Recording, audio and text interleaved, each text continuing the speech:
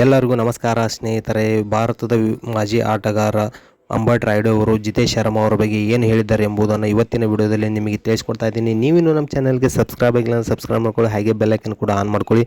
ಬನ್ನಿ ಫ್ರೆಂಡ್ಸ್, ಮತ್ತೆ ತಡ ವಿಡಿಯೋನ ಶುರು ಮಾಡೋಣ. IPL 2026 RCBಯಲ್ಲಿ ಆಡುತ್ತಿರುವ ವಿಕೆಟ್ ಕೀಪರ್ ಜಿತೇಶ್ ಶರ್ಮಾ ಅವರು ಈ ಯಾವ ರೀತಿಯಲ್ಲಿ ಒಂದೇ ಒಂದು ಪಂದ್ಯದಲ್ಲಿ ಸರಿಯಾಗಿ ಆಟ ಆಡಿಲ್ಲ ಅಂತಲೇ ಇಲ್ಲಿ ಹೇಳ್ಬೋದು. ಜಿತೇಶ್ ಶರ್ಮಾ ಅವರು 8 ಇನ್ನಿಂಗ್ಸ್ನಲ್ಲಿ ಕೇವಲ 63 ರನ್ ಮಾತ್ರ ಕಳಪೆ ಆಟ ಆಡಿದ್ದಾರೆ ಅಂತ ಇಲ್ಲಿ ಹೇಳಿದ್ದಾರೆ.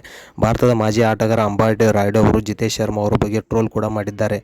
RCB ಈಗ ಪ್ಲೇ ಆಫ್ ಕಡೆ ಹೋಗುತ್ತಿರುವಾಗ ಈ ಆಟಗಾರನ ಕಡೆಯಿಂದ ಒಂದೇ ಒಂದು ಪಂದ್ಯ ಸರಿಯಾಗಿ ಆಟ ಆಡಿಲ್ಲ ಅಂತ ಭಾರತದ ಮಾಜಿ ಆಟಗಾರ ಅಂಬಟ್ ರಾಯುಡು ಅವರು ಹೇಳಿದ್ದಾರೆ. ಸಿಕ್ಕ ಅವಕಾಶವನ್ನು ಸರಿಯಾಗಿ ಉಪಯೋಗಿಸಿಕೊಂಡಿಲ್ಲ ಮತ್ತು ಸುಮ್ಮನೆ ಇವರಿಗೆ 11 ಕೋಟಿ ಕೊಟ್ಟು RCBಯಲ್ಲಿ ಇಟ್ಟುಕೊಂಡಿರುವುದು ತಪ್ಪು ಅಂತ ಟ್ರೋಲ್ ಕೂಡ ಮಾಡಿದ್ದಾರೆ. ವಿಡಿಯೋ ಇಷ್ಟ ಆದರೆ ಲೈಕ್ ಮಾಡಿ, ಶೇರ್ ಮಾಡಿ, ಹಾಗೆ ನಮ್ಮ ಚಾನೆಲ್ ನೀವು ಇನ್ನೂ ಸಬ್ಸ್ಕ್ರೈಬ್ ಆಗಿಲ್ಲ ಅಂದರೆ ಸಬ್ಸ್ಕ್ರೈಬ್ ಮಾಡ್ಕೊಳ್ಳಿ.